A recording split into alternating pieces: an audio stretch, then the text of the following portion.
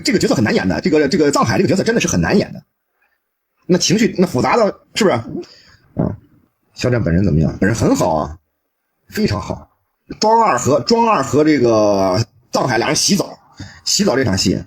你知道吗？横店的冬天有多冷？有多冷吗？那个真是所有演员有时候也特别辛苦，那真的是，哎呀，那水我就感觉，因为我去看没那么大烟，我感觉那个烟是不是不是冷水洗澡，是那个那肯定不能那要冷水那就谁也受不了了，就会加热，但是那一大池子呀，特别，你想吧，这儿加着这边就凉着，所以说那天反正就是个温的吧，就是个温的。片场喊对方角色，哎，这个问题好。片场啊，这个藏海就站长啊，从我俩见的第一面，因为我们之前没有合作过，也不认识哈，第一面就叫师傅，一直到我杀青半年都是师傅相称。我觉得他呀，对于这个角色他太投入了，他把这个人物呢就画到这个自己平时生活当中，所以说呢一直都是师傅，还很下功夫，那么多的台词那么难背，又背又演，是吧？很难的。但是呢，在现场的时候呢，就是非常专注，因为有的时候在现场临时会调整一些台词，必须高度的专注。他做到了。现场录音，对呀，现场录音，大家听到的都是同期声啊。当然了，有一些台词可能这个有一些杂音啊，或者有一些，但是这边呢表演非常好，完美。但是呢，旁边有声音怎么办？会在后期的时候配一点啊，但多数用的都是现场录音。所以说，在那个藏海从那个皇陵出来那场戏，你看看那个肖战处理的这个台词，铿锵有力，这个情绪是吧？间接的递进，特别好。咱们作为演员，咱就作为业务来讲呢，咱们去聊这个事儿嘛，我就觉得很好，我可能不一定能做到。能拍这戏太幸福了，赞同，我也是这么想的。能拍这样的戏，这样的制作，这样的阵容，这样的团队，简直了，幸福的不要的。40集，现在已经过半了，对不对？过半以后，大家发现了吧？这个片尾的这个素材也给调整了，里面信息量很大啊，信息量很大。第一，大家看看那个后面那个素材，肖战帅不帅？能不帅吗？当然帅了。就感觉，哎呀，这好像是夸的有点太过，但是事实就是这样，感觉你找不到瑕疵，演戏也好，长得帅不说了，演戏也好，做人也好。排骨吃了吗？排骨还真没吃，这个排骨那是站站他，那是他就现场临时他即兴的，只有一块排骨啊，我们怕万一谁咬一口，这个万一再拍就不接戏了，他不敢吃，吃完以后赶紧夹走。就一块排骨，大家要看花絮的，我还吐槽呢，我说这怎么那么素啊？菜有点素。他那个碗里有一块排骨，就是我这边都是素啊。我导演为这个戏也是真的拼了，天天不睡觉啊。馄饨好吃吗？哎，你还别说，那馄饨啊，真的不错，真不错。薄皮大馅那大馄饨，好吃。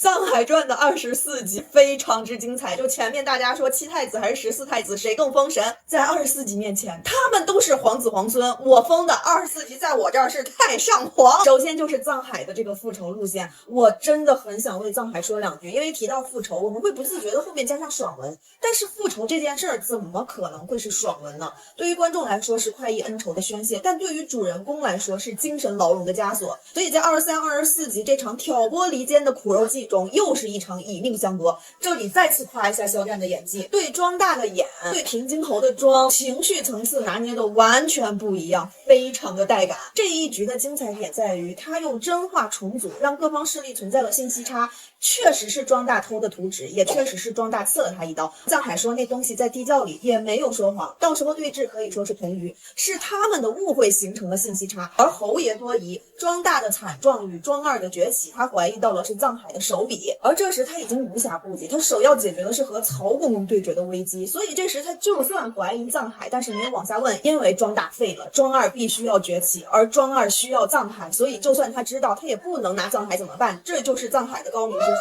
这就是一场阳谋。最后一点，我们要说一下这个对抗路情侣的摊牌对峙。有感情，但是都不多，互相承诺要赴约，但又都毫不犹豫的甩约。他们的人生都有主次，我真的太喜欢这种彼此头脑都非常清醒的情侣。真是给我头发都气炸了啊！今天早上刷到一个博主说，《藏海传》是公式化套用了《琅琊榜》，而且是一个低配版。他呢从人物设定、形象，包括复仇思路等等方面，去把两部剧做了对比，而且罗列了很多的相似之处，顺带的阴阳了一下郑晓龙导演和肖战。不得不说，当黑子确实得有点文化，这么说确实是比那种无脑尬黑显得更加唬人。但可惜的是，他碰到了我这样的较真儿的人。那我们就来看看这两部剧到底有多么的如出一辙。首先，我们先不说《藏海传》的导演郑晓龙、男主肖战以及整部剧的服化道、视觉观感是否是《琅琊榜》的低配版，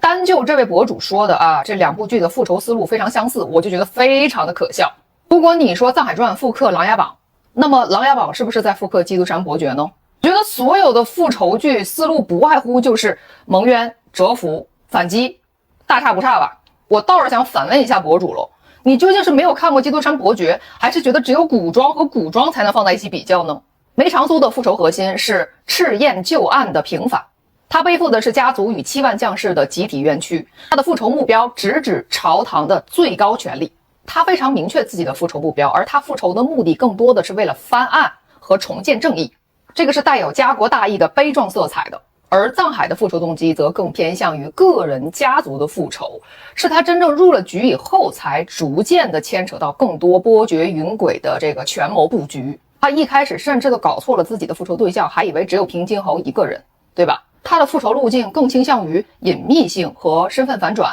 并非直接的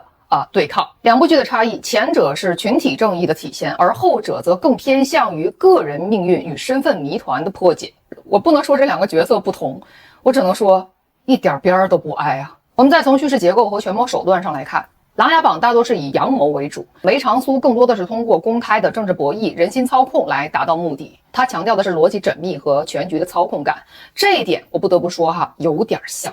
但是你仔细一想，你又发现不一样。比起梅长苏明刀明枪的玩权谋，那藏海呢就更有点这个猥琐发育的意思。他要隐藏真实身份，然后以身入局去推动计划，与个人对抗权力系统的张力。梅长苏这个角色是充满悲剧色彩的，他的一生仿佛都处在紧迫的倒计时状态当中，以牺牲生命换取正义这样的手段来达成他的目的，所以他的结局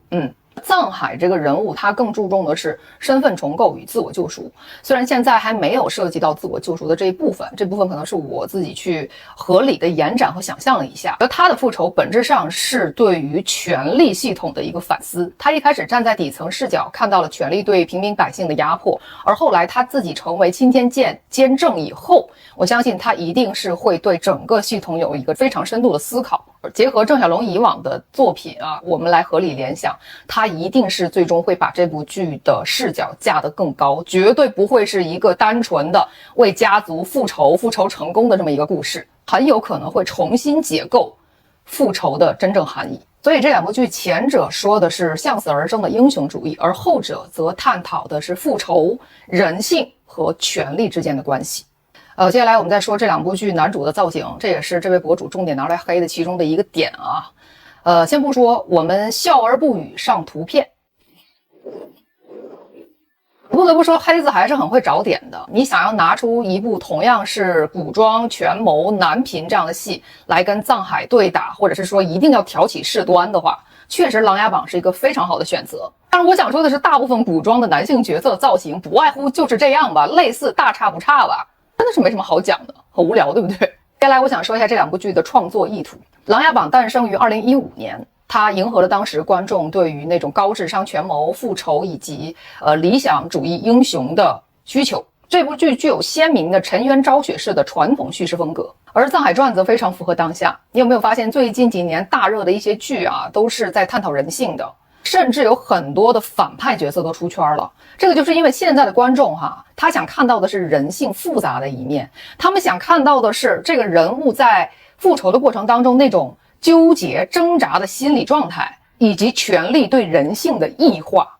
这个在《甄嬛传》里面也有非常深刻的体现。而且郑晓龙导演的作品向来都非常擅长探讨社会议题，他连人物的名字都暗藏隐喻，就更别提是在整个剧情故事架构当中暗藏现实议题的投射。总的来说呢，古装权谋复仇剧在模式上本身就具有相似的元素，但是不能因为框架相似就否定了创新。就拿藏海这个人物来说，他的复仇动机看似是为了正义，但是在复仇的过程当中，他要隐藏自己真实的身份，戴上面具，欺骗周围所有的人。他知道什么时候应该大义凛然，也知道什么时候应该装作柔弱扮小白花，所以他身上是有亦正亦邪的特质的，这一点与梅长苏截然不同。作为观众，我们应该期待中国能够涌现出更多像郑晓龙一样尊重并且传承中华传统文化，认真把控每一个细节，认真调教演员的好导演，为我们带来更多的影视佳作。与此同时，有一些人为了达成某些目的，自戳双眼，自毁良心，去无脑尬黑。我觉得这些人就是中国影视百花齐放的最大绊脚石。最后我只想说一句，做人吧。